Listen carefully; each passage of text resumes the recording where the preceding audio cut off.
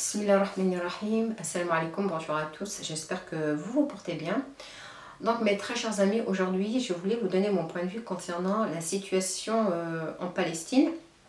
Donc je vais vous donner un point de vue d'une personne qui milite pour la cause depuis plus d'une quinzaine d'années.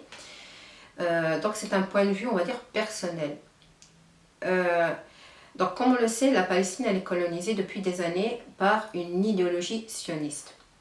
Donc par rapport à tout cela, chacun a son rôle à jouer pour stopper justement cette colonisation qui empêche les gens de vivre en paix. Parce que tant que la colonisation sera là, eh bien, les autres pays seront touchés. Et comme nous sommes en train de le voir aujourd'hui, eh bien, le monde est un peu en ébullition par rapport aux atrocités que subissent les Palestiniens dans leur quotidien.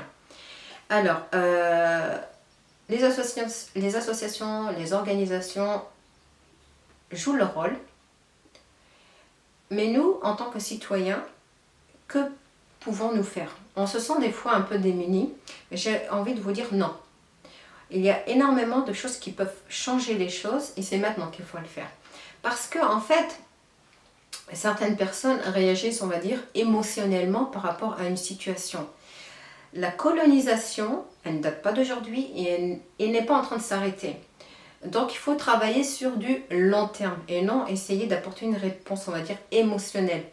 Voilà, alors travailler sur du long terme, donc chacun a sa responsabilité. Comme on vient de le dire, les organisations humanitaires, etc. ont leur responsabilité. Les associations ont leur responsabilité, les juristes ont leur responsabilité, etc. etc. En tant que simple citoyen, qu'est-ce qu'on peut faire?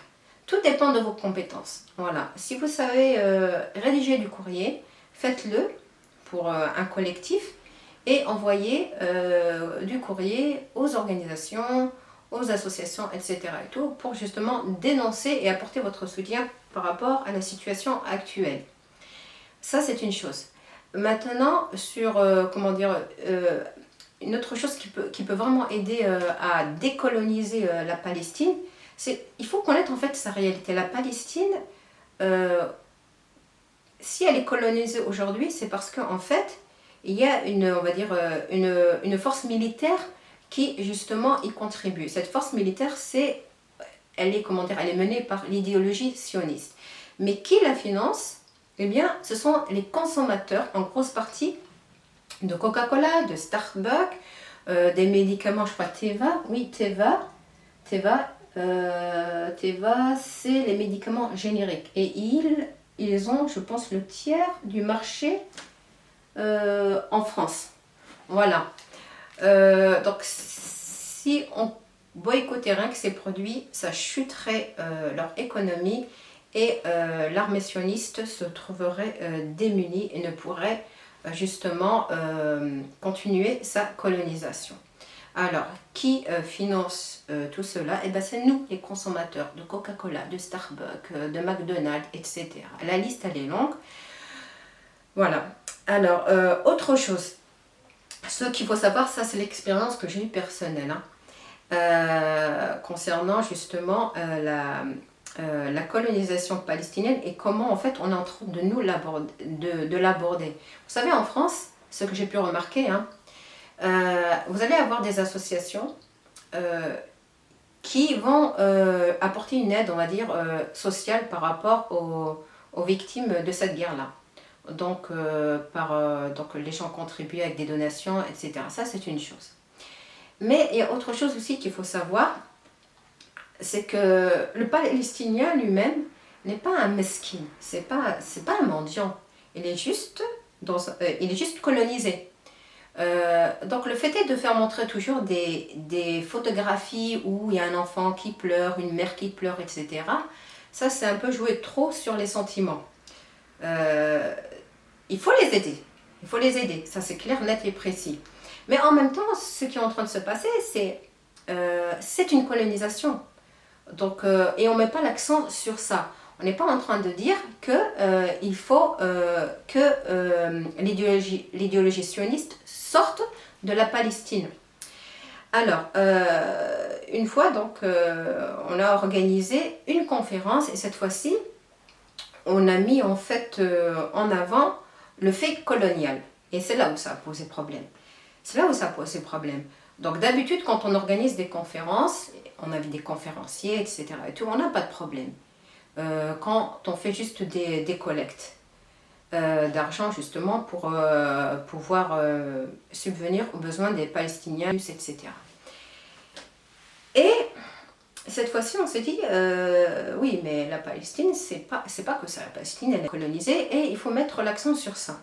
Donc, on a invité les conférenciers justement qui œuvrent dans le même sens. Et là, ça a posé problème. Pour la première fois, je me suis fait boycotter par des musulmans. Alors, j'ai demandé à avoir une salle justement que tenaient les musulmans. Elle m'a été refusée. J'ai demandé à ce qu'il y ait des affiches qui soient affichées dans leur association. Ça a été refusé. Et ensuite, bon, nous on travaille avec ce qu'il y a, on demande à ce qu'il y ait des bénévoles. Et on a eu même du mal à avoir des bénévoles de ces associations-là. Et ça a posé un problème. Donc nous, entre-temps, on a continué à essayer de trouver une salle. Et donc j'appelle le conférencier, Monsieur Jean-Marie Dansette, qui était là justement pour parler de la situation coloniale de la Palestine. Et il me dit, écoute, essaie de demander à la mairie qu'il t'octroie un créneau horaire dans le cinéma. Voilà. Il m'a dit, bon, t'auras comment dire, tout le matériel qu'il faut pour justement faire cette conférence. Et donc, on était à court de temps, on n'a pas pu avoir ce créneau horaire. Donc, je me suis dit, bon, alhamdoulilah, j'ai un très grand appartement, on va le faire chez moi, etc. Donc j'avais travaillé avec les moyens de bord, on va dire, donc ce qui s'est passé, c'est que même quand j'ai demandé à ce qu'on puisse avoir un rétroprojecteur de cette association musulmane, ça m'a été refusé.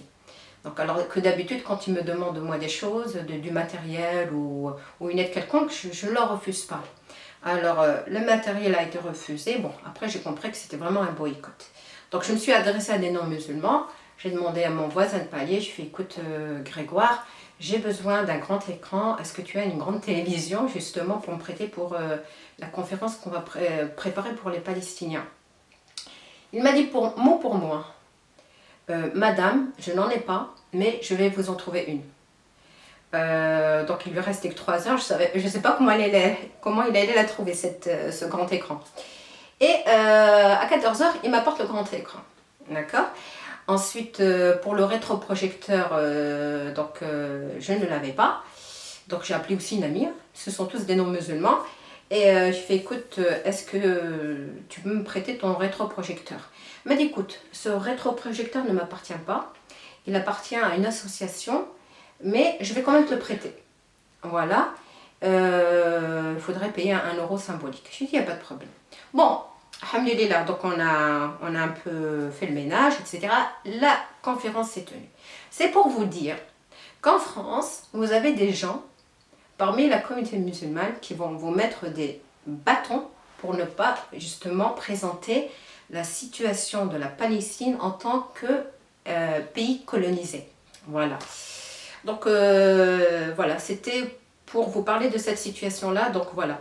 Donc c'est pour ça qu'on vous dit le boycott est très important. Continuez à boycotter, continuez à soutenir la Palestine et Inch'Allah, la Palestine retrouvera très prochainement sa liberté.